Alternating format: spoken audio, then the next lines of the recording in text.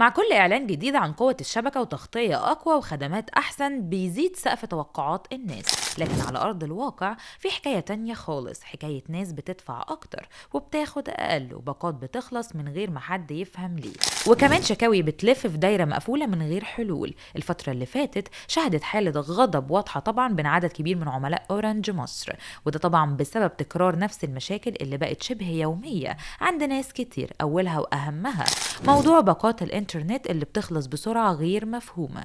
ناس كتير بتأكد إن استخدامهم ثابت، مفيش تحميل تقيل ولا حتى تغيير في طريقة الاستهلاك، ومع ذلك الباقة بتخلص قبل ميعادها بفترة طويلة. المشكلة هنا مش بس في النفاذ السريع، لكن طبعا في غياب تفسير واضح. العملاء طبعا لما بيتواصلوا مع خدمة العملاء بيسمعوا ردود عامة من غير تفاصيل حقيقية، وده أكيد بيخلي الإحساس يزيد إن الموضوع مش خطأ فردي لكن مشكلة متكررة مش متعالج.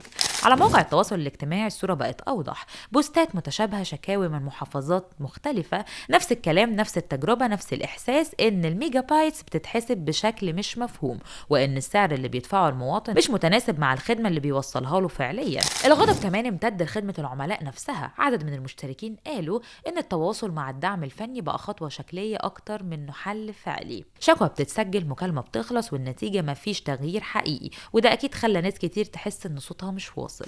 وفي مستوى تاني من الشكاوي ظهرت مشاكل التعامل داخل بعض فروع الشركة، عملاء طبعا اشتكوا من أسلوب بعض الموظفين، وكمان عدم الجدية في حل المشاكل خصوصا في فروع موجودة داخل مولات كبيرة زي مثلا مول مصر. التجربة دي عند ناس كتيرة انتهت طبعا بقرار عدم التعامل مع الشركة مرة تانية.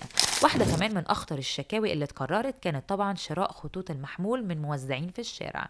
بعض العملاء حكوا إن هم اشتروا الخط وكمان سجلوا بياناتهم القومية بالكود المخصص، وكمان تأكدوا إن كل حاجة تمام، ولكن بعد فترة اكتشفوا من خدمة العملاء إن الخط متسجل على حساب شركات، وإن هم طبعا مجرد مستخدمين نهائيين، وده أكيد فتح باب قلق كبير جدا حول أمان الخط وملكيته. الموضوع ده خطير جدا لأن الخط مرتبط بكل تفاصيل حياة الشخص، من حسابات بنكية لتطبيقات وشغل وتواصل، وكمان معرفة إن الخط مش متسجل باسمك بشكل كامل بيخلي العميل في موقف ضعيف جدا ومهدد بمشاكل مستقبلية.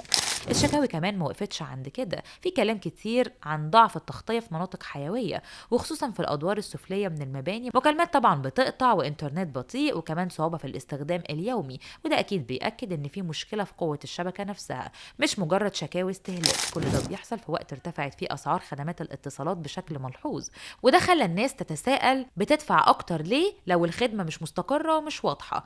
اللي بيطالب بيه العملاء دلوقتي بسيط وواضح، شفافية طبعا في حساب الباقات، تحسين حقيقي لجودة الشبكة وتطوير أداء خدمة العملاء، وكمان تجديد الرقابة على بيع الخطوط لأن الاتصالات بقت خدمة أساسية مش اختيار. الكرة دلوقتي في ملعب أورنج، يا إما تواجه الشكاوي دي بحلول حقيقية يا إما تسيب حالة الغضب تكبر. في سوق المنافسة طبعا فيه بقت مفتوحة، وكمان العميل بقى يقدر إن هو يغير بسهولة لما الثقة تتهز.